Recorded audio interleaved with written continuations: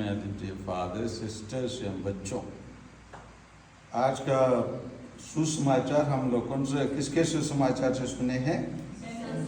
लूकस के सुसमाचार। सन लूकस के सुसमाचार हमेशा स्त्रियों के लिए बहुत विशेषता देता है और एक प्रकार सामाजिक सुधार के लिए लिखा गया सुसमाचार भी हम ले सकते हैं, क्योंकि सेंट लूकस विशेष जैसे हम लोग देखते हैं तो प्रारंभ में जब वो सुसमाचार लिखता है वो प्रभु यीशु के बारे में अधिक जानकारी प्राप्त करने के साथ साथ माता मरियम की जानकारी भी प्राप्त करके लिखता है। यहाँ पर हम देखते हैं अध्याय 8 बचेंगे 1 से 3 तक, जहाँ एक विशेष जानकारी हमारे लिए दिया गया है। प्रभु यीशु के 12 शिष्यों का अलावा और कौन शिष्य रहे?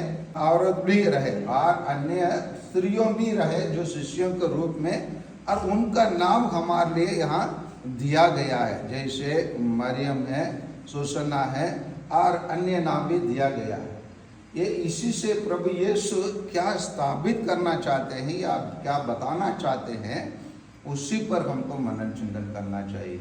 मैं आप लोगों को बोला हूँ कि प्रभु यीशु क्रांतिकारियों का क्रांतिकारी है। समाज में बहुत सारे लोग क्रांति लेके आए और उनमें ज़्यादा क्रांति जो लेके आए हैं तो प्रभु यीशु, क्योंकि उनका न केवल शिक्षा क्रांतिकारी रहा है और उनके हर एक कार्य क्रांति के रूप में रहा है।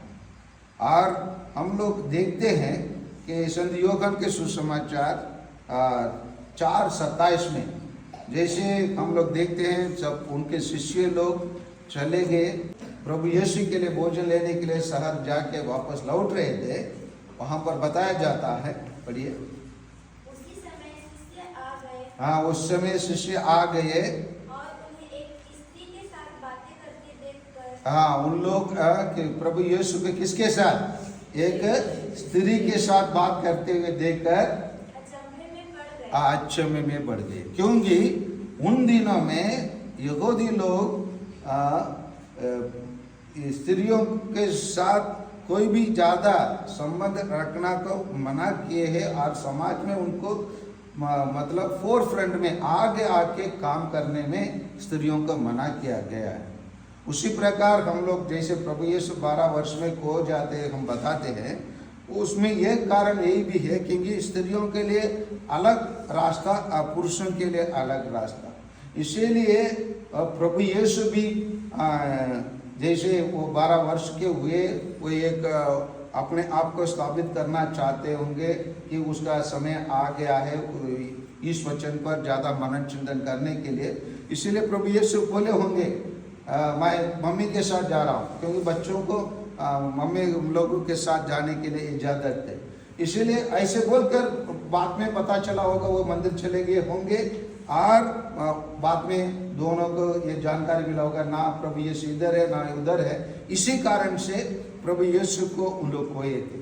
तो ये इसी नेम के कारण थी क्योंकि स्त्री लोग अलग और पुरुष लोग अलग। इसीलिए हम बताया जाता है वो लोग अच्छे में बढ़ गए क्योंकि प्रभु यीशु एक स्त्री से बात कर रहे हैं। लेकिन प्रभु यीशु ये सब परंपरा को तोड़ते हुए यहाँ पर क्या करते हैं, अपने साथ कुछ शिष्यों को रखे हैं जो औरत लोग रहे।